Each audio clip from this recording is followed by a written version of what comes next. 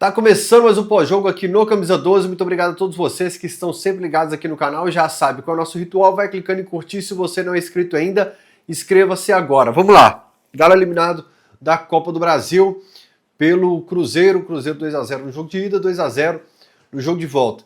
E durante a semana, nas conversas, as diversas conversas pelas ruas de Belo Horizonte, o torcedor sempre se baseava em muita paixão, em cenários que é comum por nós torcedores criarmos cenário de como vai ser o jogo o tempo todo, de quem pode salvar o clube. Porém, quando se aprofundava a discussão de como nós vamos corrigir os erros que vinham sendo cometidos, quem pode se recuperar, o torcedor ficava mais desnorteado, sem saber por onde começar a resolver os problemas do Galo. Então você falava, no fim das contas, olha só como que é as entrelinhas até das análises apaixonadas dizem muito. Todo mundo falava, leva para os pênaltis porque lá o Everson salva.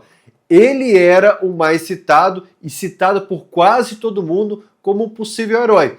Porque é quem salvou o Galo contra o Flamengo, contra o Bucaramanga, já que, tirando ele, você fica meio perdido de referência de quem pode resolver alguma coisa do atual time. Porque no primeiro semestre você teve como destaque Rubens e Coelho. O Rubens saiu, né? O Coelho já não tem apresentado o mesmo futebol.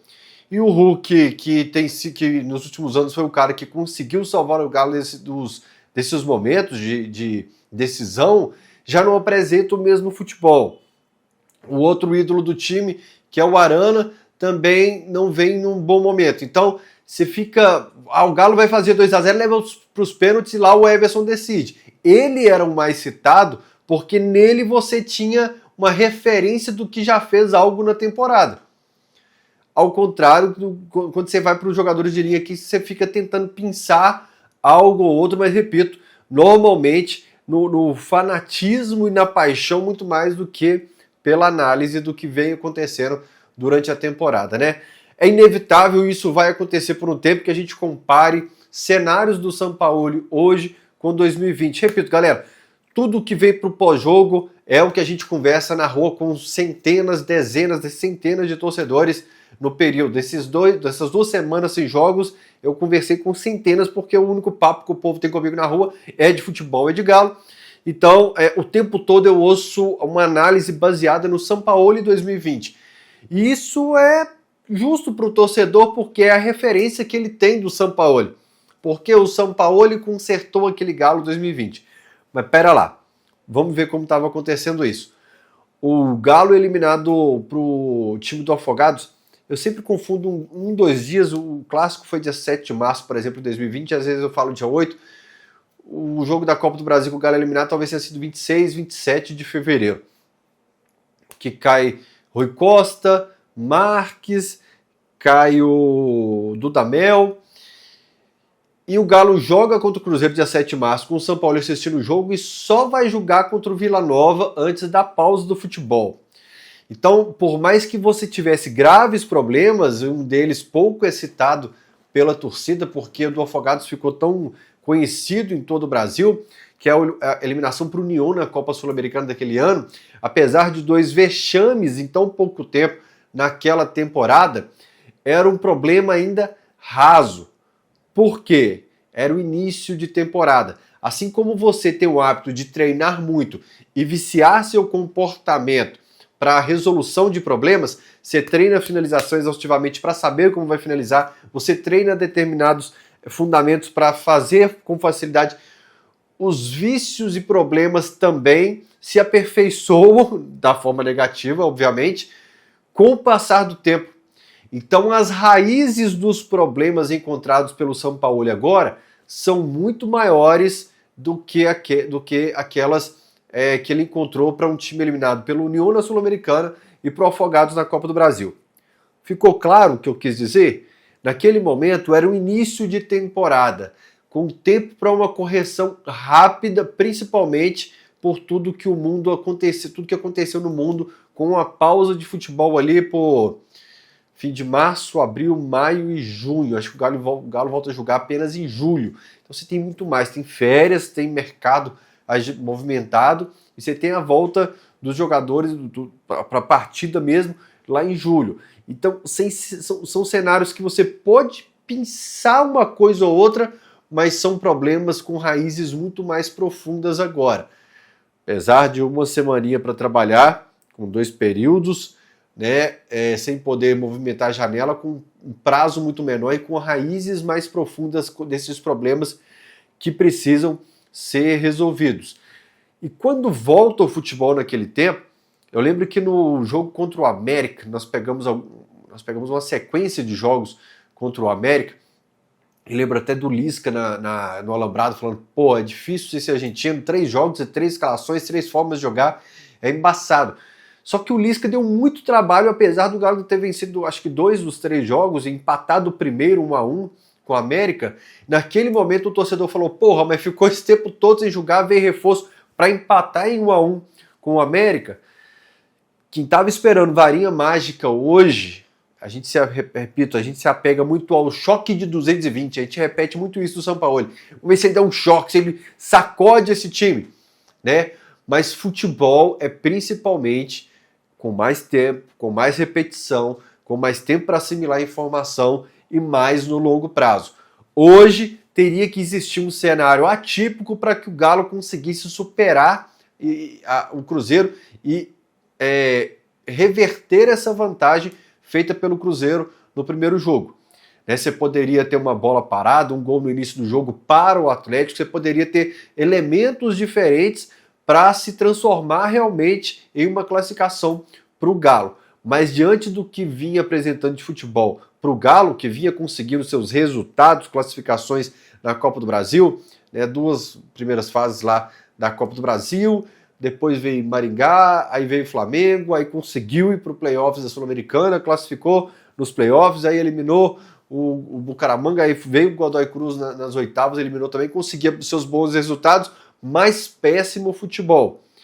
Então, no longo prazo é que pede mais. Rafael, mas dia 12 de setembro hoje, que você deve estar assistindo esse vídeo dia 12 de setembro, não existe esse prazo longo, mas é fruto de um trabalho que começou errado lá na demissão do Milito, quando a gente demora a definir um treinador, quando a gente pega o que está sobrando no mercado, porque os clubes que definiram o treinador primeiro já foram rápidos, já foram assertivos, já foram certeiros ali no mercado de transferências. Então, para você entender o prazo que o Sampaoli precisa em setembro, você tem que entender que nosso trabalho começou errado, e não estou falando isso agora, eu falei isso lá em maio, junho, eu vinha falando que, olha, o trabalho do Galo começou errado lá atrás, ao definir o treinador, o tempo para definir, quando foi para o mercado só tinha sobra, e até aquele campeonato horroroso e inútil dos Estados Unidos, né, que eu não me assusto se a gente for de novo em janeiro agora, mas que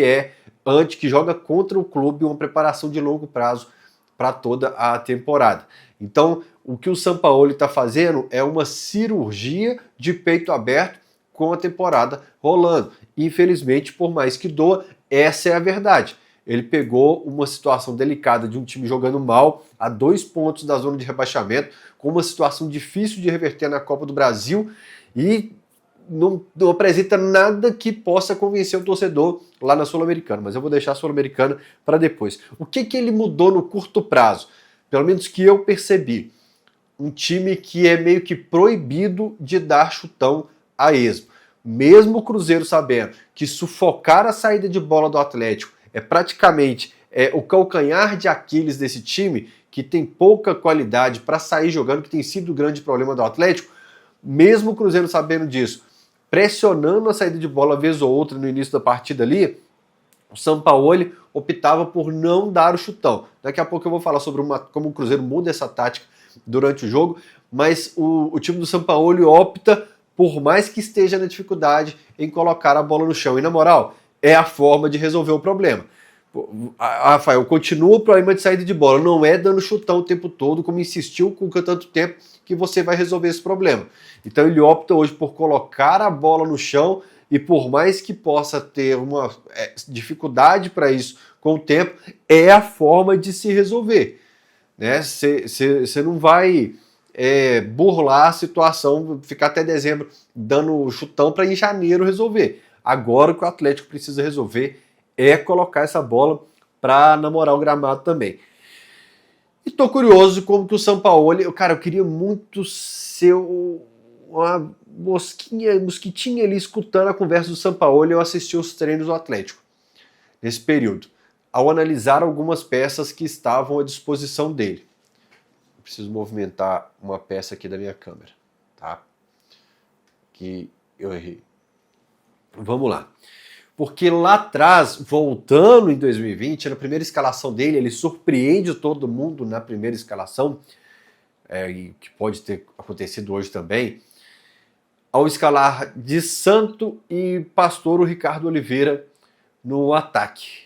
A escalação dele veio com de Santo e Ricardo Oliveira, duas peças que a gente achou exatamente que seriam sacadas do time. E apesar do Fábio Santos entrar no decorrer do jogo, inclusive no lugar de um dos dois na partida contra o Vila Nova, ali o Sampaoli percebe que, por mais que eu conheça muito de tática, que eu tenha planos para mudar e utilizar essas peças, olha, eu tenho aqui à minha disposição o Savinho, o Savarino, Savinho também, eu tenho aqui à minha disposição o Alan, o Arana, jogadores que foram fundamentais para a grande temporada de 2020 e 2021, ele detectou ali o que não dava para mudar, nem se ele fosse o melhor treinador desse planeta, né? Então eu acho que, por mais que a gente veja algumas peças presentes nas escalações desse momento inicial, pode ter certeza que vai jogar contra algumas peças que não apresentaram também. Rafael, o Sampaoli já chegou apostando no fulano. Se não mostrar serviço, daqui a pouco ele percebe que não adianta insistir e tchau, e linha também. Vamos para a escalação também? Inclusive, antes de gravar aqui, eu recebi um link da galera do comentário do Caixa sobre a escalação, que ele reclama de algumas peças. E assim, se ele escalou o menino na direita, ele não tinha tanta opção para volância. O Patrick, nesse momento, não é opção, se lesionou por um longo período, e não me assustou o fato dele optar pelo Vera, porque se o seu volante jogou 48 horas antes, lá no Equador, chegou faltando menos de 24 horas por jogo, você não conseguiu conversar com ele, analisar a condição física dele, tem dúvida quanto à condição e recuperação dele, já que ele ficou nessa rota de aeroporto ainda, tomando um banho de aeroporto depois e tal, é meio óbvio que, por um erro de calendário de quem administra o futebol brasileiro, você deixe de lado esse jogador. E o Alan Franco, galera, por mais que carregou piano em alguns jogos, não vinha apresentando. Eu postei um vídeo dele outro dia na saída de bola lá, com passe na saída de bola também. Não é porque a gente tá puto e tá eliminado pelo Cruzeiro. Mas se fosse o Alan Franco no lugar do Vera hoje, eu não vejo como referência alguns jogos do Alan Franco recentes aí, que poderia ser o suprassumo que mudaria esse meio campo. Sei das limitações do Vera, se dependesse do Fael, já teria sido negociado no meio do ano, igual o Cuca falou, né? O Cuca cita isso na coletiva, é tentar fazer dinheiro nele para pegar o dinheiro e utilizar em outra peça. Mas em relação ao que jogou o Vera hoje e que o Alan Franco poderia agregar, não vejo essa disparidade. Eu acho que na loucura do clássico, que quando perde, né, por isso não queria assistir em bar, a gente meio que vira o Rambo, a gente atira para todo lado, mas não me assustei ao ver o Vera lá. E no Alterosa Sport, coloco o Vera como um possível titular. Na minha escalação provável lá, eu coloco o Vera por causa dessa situação do Alan Franco. A situação do Alan Franco muda toda a análise de titularidade dos volantes. E uma fala que é curtinha do Sampaoli, mas ali ele fala, ele cita o que aconteceu com o Franco, da logística, e fala para a gente definir quem vai ser o acompanhante do Alexander. Pelo que eu entendi, nessas palavras do Sampaoli, então, o Alexander é o titular. Como eu imaginava que que é o cara que agrada esse tipo de jogo que o Sampaoli gosta. Um cara que vai ajudar nessa saída de bola ali, que pode ser, aí novamente retornando, fazendo essa viagem, linkando com o passado, pode ser o Alan da ideia de jogo dele. Então eu acho que ele está procurando um segundo volante para jogar ao lado do Alexander, e se não fosse essa logística, acho que realmente será o Alan Franco. O Gabriel Menino não apresentou nada para jogar, nada de diferente jogando pelo lado direito. Imaginei que na escalação ele iria de Alexander e talvez o Menino, perdão, no Alterar o Esporte hoje eu coloquei Alexander e Menino, porque eu imaginei que ele, com o Cruzeiro se fechando em alguns momentos do jogo, teríamos chutes de fora da área e que o Menino poderia ser o volante pisando na área em alguns momentos, alternando com o Alexander para não desgastar tanto apenas uma peça, que os dois iam alternar nesse volante que fique no volante que sobe, com a opção da finalização do Menino. Porém, ele coloca o Menino pelo lado direito, e é um debate, o Gabriel Menino pelo lado direito, que a gente trouxe aqui no Camisa 12, e em uma conversa que eu tive com o Vitor Martins e mais um cara que eu não posso revelar ainda aqui por quê. Em breve vocês vão entender. Eu sei, vocês odeiam esse momento Mestre dos Magos de detalhe, mas não posso. Por contrato eu não posso, mas em breve eu vou poder explicar. E a gente falava exatamente isso, sobre como o Sampaoli veria esse lado direito do Atlético. O Natanael consegue fazer um bom primeiro tempo contra o Cruzeiro lá na Arena MRV, ele consegue bons cortes e estava longe de ser o problema desse time. É que normalmente a granada explode no colo dos mais jovens, da turma sem a casca, sem o tempo de carreira e tal. Então normalmente explode mais pro lado deles também. Né? Por mais que venha mal pra caramba, o Hulk, por exemplo, né, não vai perder a vaga igual o Natanael perdeu tão facilmente assim. É o que acontece no futebol e a gente sabe disso. E no meio-campo tem o Igor Aviator. O que é o Igor Aviator? Tem um joguinho lá na KTO, que é o Aviator, que você acha que o avião tá subindo, ele cai. Quando você acha que tá caindo, ele sobe. Quando você acha que tá subindo, ele cai de novo. Porque mata a gente de raiva, tem hora. E quando a gente pensava no Sampaoli aqui no Atlético, a gente pensava em choque de 220. Mas não tem choque de 220 que resolva o Igor Gomes. Né? Tem um... Aliás, já que eu falei da KTO, deixa eu falar com vocês, gente. Eu preciso falar, por mais que vocês estejam putos comigo, com o Galo, com todo mundo, que tem um comentário fixado aqui, se você quiser se divertir lá na KTO, para a Sul-Americana, para o Galo e Santos, Galo e Bolívar e tudo mais, você vai aqui. Se você quiser ir para o jogo do campeonato canadense, tá lá também. Se você não quiser mexer com futebol, tem outros campeonatos de beisebol, basquete, vai lá na KTO que tem tudo para você se divertir. Beleza? Só para maiores de 18 anos. Vamos seguir aqui. Não tem choque de 220 que resolva o Igor Gomes. O jogador odeia rótulo. Eles ficam falando, o repórter pergunta, falam que você é jogador de segundo tempo? Ah, eu rejeito esse rótulo e tal. Rejeita, mas é o que a gente vê, né? Eu estava vendo o Se Beber Não Case, que se você tiver com a vida ruim, vai ver Se Beber Não Case 1, 2 e 3, como eu fiz aqui com a minha mulher, para ver se melhorava a vida um pouco. E lá eu lembrei do Igor Gomes em um momento. No filme 2, com o Stu tá casando lá na Tailândia, eu acho, o pai da noiva odeia ele, fala que ele é o arroz choco, um negócio assim, é o arroz sem sabor, que é uma papinha rala, que você dá para os idosos que não estão conseguindo mastigar, mas ele é xoxa. E o Igor Gomes, quando entra nos jogos, é assim. O Igor Gomes teve uma hora do jogo que ele, não sei se foi quando ele foi substituído, ele pegou uma bola, eu falei, você tá brincando que o Igor Gomes tem campo ainda, né? Não dá. O Igor Gomes é um cara que ele te convence que merece a titularidade, e quando é titular, ele te convence que ele nunca mais deve ser titular do time. Eu não quero focar em um jogador só não. Assim como eu falei que tá longe de ser a culpa do Natanael, eu acho que é uma culpa dividida, tá?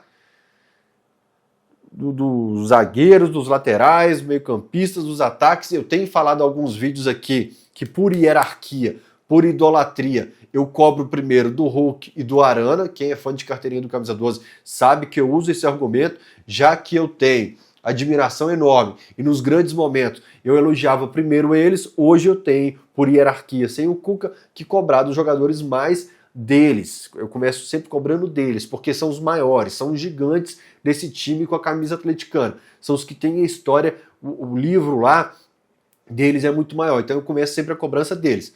Mas quando eu vejo o Igor Gomes jogando, meu sangue de verdade taia muito, né? E nessa situação toda, o que tem que ser diferente? A gente falou o que ele fez no curto prazo, de colocar a bola no chão, como que ele pensou a escalação. O que tem que mudar, ser diferente para o jogo contra o Santos? Primeira coisa é voltar o Coelho para a posição que ele vinha se destacando em grande parte dessa temporada. O Coelho pelo lado esquerdo. A sensação que eu tive, eu vi o mapa de calor do Alonso, do Alexander e do Arana.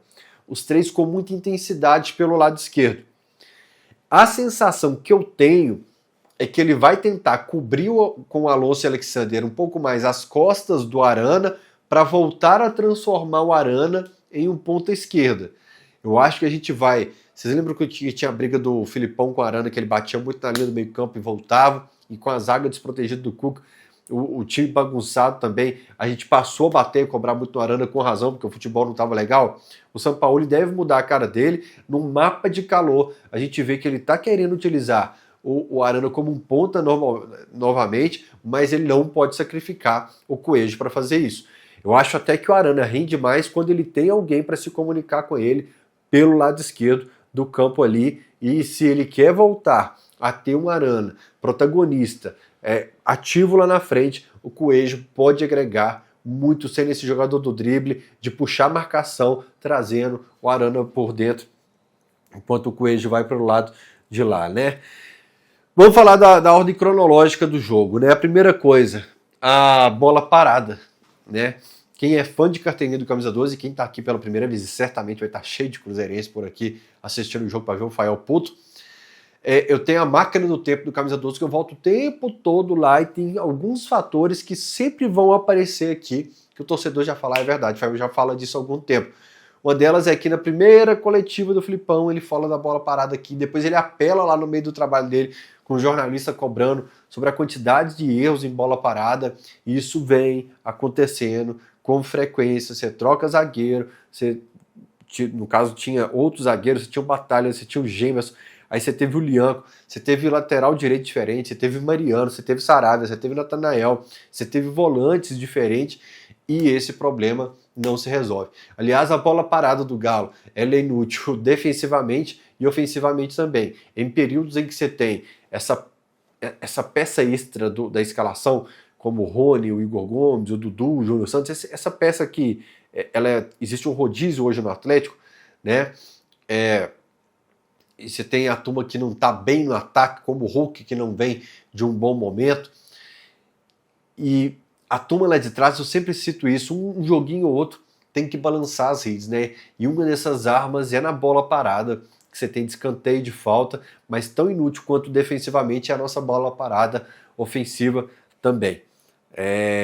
Eu vi um post hoje dos zagueiros com mais gols do Campeonato Brasileiro, aí você vê em segundo e primeiro Léo Silva e Hever nessa ordem mesmo, e você parte o coração, porque você sabe que há algum tempo o Galo meio que vai um escanteio a esmo. Eu acho que o escanteio mais perigoso é o que o Hulk bateu direto e marcou um gol olímpico contra o Bahia, né? Aliás, eu preciso voltar aqui um pouco agora, que eu falei desse quarteto de escalação. Quando eu estava falando de escalação, eu falei do Scarpa, Hulk, Coelho, e tem essa outra peça que roda aqui. Essa vaga está em aberto no Atlético e está assim, um grande ponto de interrogação. Ele optou pelo Igor Gomes hoje, ele poderia ter optado pelo Júnior Santos, ele poderia ter optado pelo Rony, pelo Dudu, e todos eles teriam um olhar, o torcedor olhando e retorcendo a cara, e nenhum deles conseguiu entregar nada. Essa peça, assim como o Hulk voltar a jogar bola, é a peça que a gente precisa resolver no ataque atleticano nesse momento, né? É o rodízio da cara torta atleticana nesse momento.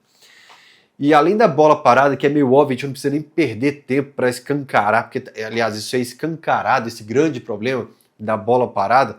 O Cruzeiro faz 4 gols no Galo na Copa do Brasil, 3 idênticos de bola parada assim.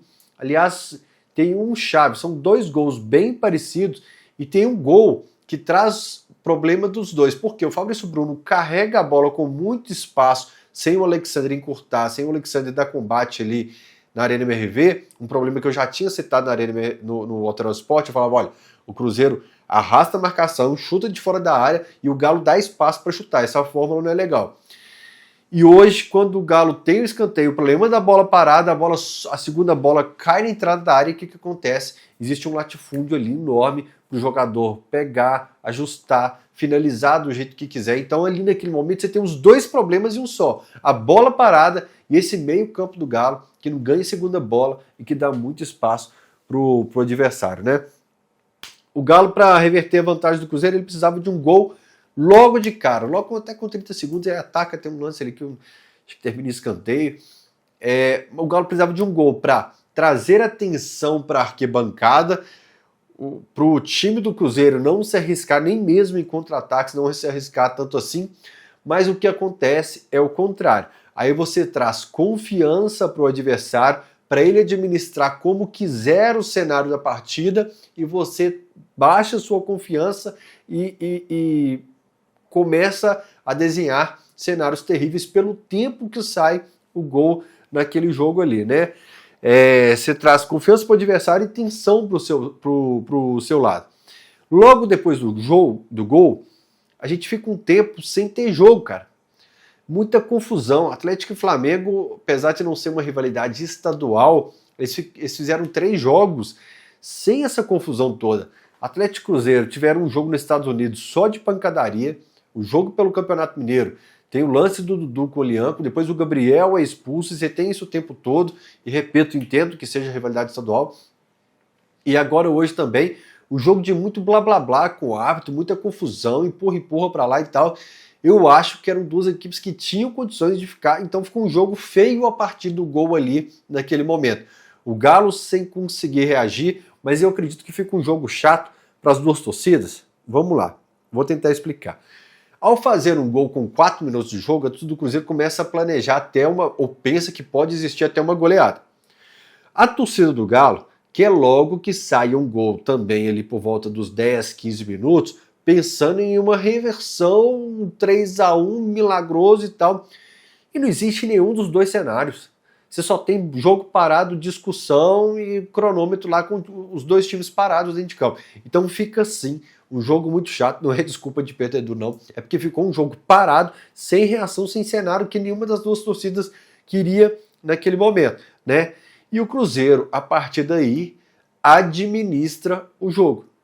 O Cruzeiro entrega a bola para o Galo ficar zanzando de um lado para o outro, sem finalizar de fato, sem finalizações. Você viu o Cássio pegando bola, pipocando na área para lá e para cá, assim, mas sem uma grande finalização. O Cruzeiro tem um outro exemplo que eu cito sempre aqui. Galo e Grêmio, final da Copa do Brasil de 2016. O Grêmio ganha o primeiro jogo, ou 2 gols de vantagem também na casa do Galo. E no segundo jogo, ao demitir o Marcelo Oliveira, que o atleticano, com demissão de técnico também, o atleticano tem uma sensação que o adversário não fez um jogo tão bom como fez o primeiro, é porque o adversário não precisa se expor nesse momento. O adversário precisa administrar a situação. Aí eu vou dar uma pausa para a câmera não desligar. E nesse momento a gente precisava que alguém no Atlético assumisse o protagonismo. Você tinha que ter um jogador que pegasse a bola debaixo do braço, conversasse com a equipe, mudasse ali a postura, que seja não entrar na onda da confusão, que seja colocar a bola no chão, e pelo contrário, o Hulk ganha o cartão amarelo logo em seguida, inclusive se arriscou demais, que poderia até naquele momento ali, se fosse um árbitro que quisesse interpretar no lance dele com o Vidalba, acho que foi, que ele segura ali, para um segundo amarelo, qualquer outro árbitro poderia trazer essa interpretação de um segundo amarelo. Então as peças que eu esperava que fossem acalmar o jogo e trazer protagonismo foram as que mais ficaram descontroladas, entre elas o Lianco, que eu espero que tenha menos post e mais bola daqui para frente. Eu acho que foca muito em postagem, e às vezes entra demais na pilha de adversário. É quem mais tem que ter ali a cabeça firme dentro de campo para saber que ele será o alvo de provocações, seja da arquibancada ou do time adversário. Já do outro lado, no jogo de ida, que eles esperavam o protagonismo de quem estava convocado, são os 2 jogadores que marcaram, e dessa vez também um jogador assumiu esse protagonismo. Ele falou, eu vou fazer... Rafael, mas você está elogiando quem provocou o Atlético. Aí vocês vão me desculpar, eu não sou de provocar aqui no programa não. Mas agora eu vou dar uma cutucadinha.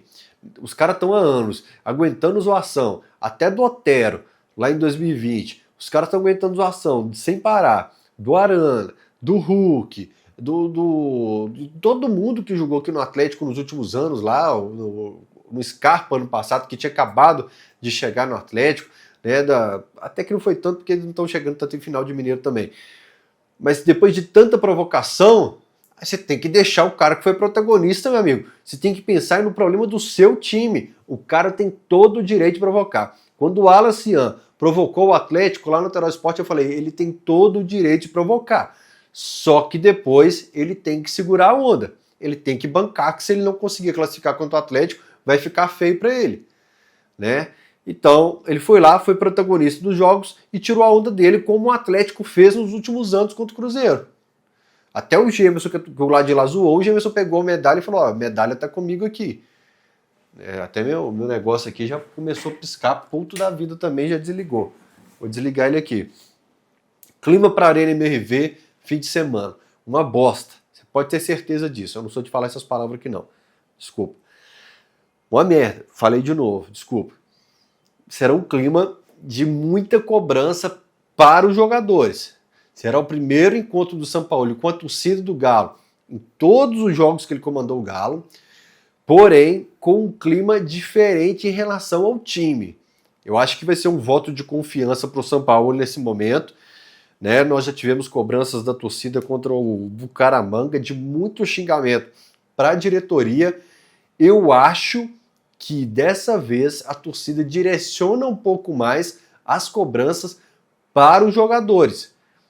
Posso estar errado, mas eu acho que conhecendo a torcida do Galo, ela direciona dessa vez mais para esse time que precisa corresponder também, porque não é barato. Não é um time barato. Você pode questionar o elenco, mas não é um elenco barato. E né, quando você fala em substituições, tem que sair o Vera e o Menino. O São Paulo hoje é muito refém de um banco improdutivo. Um banco estéreo. Quando você falou que Júnior Santos e Bernardo estavam se destacando, que o Júnior Santos poderia ser titular, eu acho que nem entrou, né? Não lembro. É refém de um banco que a gente vai voltar para a discussão lá do começo do pós-jogo. Que você se apega à fé, de que a esperança, mas que até ver na prática o negócio se resolvendo ali, não passa de ilusão e de fé, basicamente pela paixão do futebol. Uma dúvida que eu tenho até o fim da temporada. Se o Hulk não aumentar a produtividade dele e se algum jogador mínimo do banco começar a produzir alguma coisa, vai gerar uma dúvida de titularidade para o Hulk com o Sampaoli. Posso estar enganado, mas se não aumentar a produtividade e se algum jogador começar a se destacar, não me assustaria se o Sampaoli mudasse a posição do nosso grande ídolo de maior destaque, de que é o cara que, repito, eu amo de paixão aqui, mas que na análise do Sampaoli ele vai cobrar um pouco mais de protagonismo desse momento do Hulk, e protagonismo que eu falo é acalmar o time quando precisa acalmar, colocar a bola debaixo do braço quando precisar e principalmente ser útil com a bola rolando. Se é para jogar mais distante da área, armando, ajudando a saída de bola, colocando o companheiro na cara do gol, se é para jogar mais próximo do gol, oferecendo um pouco mais de perigo, porque hoje o Cássio assistiu o jogo, repito, o Cruzeiro entregou a bola para o Galo porque percebeu que ia ficar um time zanzando de um lado para o outro sem conseguir converter em grandes finalizações. E aí, dia 12 de setembro, até lá no finalzinho de dezembro, nós temos 3 meses. 3 meses para fazer totalmente diferente do que a gente fez ano passado. Agora eu já não estou pensando nem no Santos nem no Bolívia mais não. Estou pensando daqui a 3 meses. Para já no começo do mercado corrigir tudo que a gente fez de errado com o elenco. E aí você sabe, vai ter que gastar. Porque senão, ou demite o treinador e paga a multa, ou atende os desejos dele e coloca a mão no bolso. Porque esse ano tem erro de treinador, erro do time, mas muito erro de futebol. Departamento de futebol, que envolve diretores e donos do clube também. Não é o Cuca que demorou a se contratar em dezembro, não é o Hulk que demorou a ir para o mercado e só pegou o resto do que existia no mercado lá em janeiro, né? Não é o Fael aqui que lá atrás colocou o Galo para disputar uma competição inútil nos Estados Unidos em plena pré-temporada e com 3 dias de treino. Então, hoje a gente está focando muito, por ser um Atlético e Cruzeiro, nos jogadores que estiveram dentro de campo, no treinador que chegou, que gastou grande parte do pós-jogo por ser a primeira partida dele, mas que a gente passe sempre um marca-texto nisso. Futebol não é espaço curto de tempo. O que você faz em dezembro, janeiro, o que você faz no longo prazo, reflete em dias especiais assim como esse, dias-chave, que é a eliminação para o grande rival da cidade em uma grande competição do Brasil. Dito isso, te vejo no próximo pós-jogo. Tchau!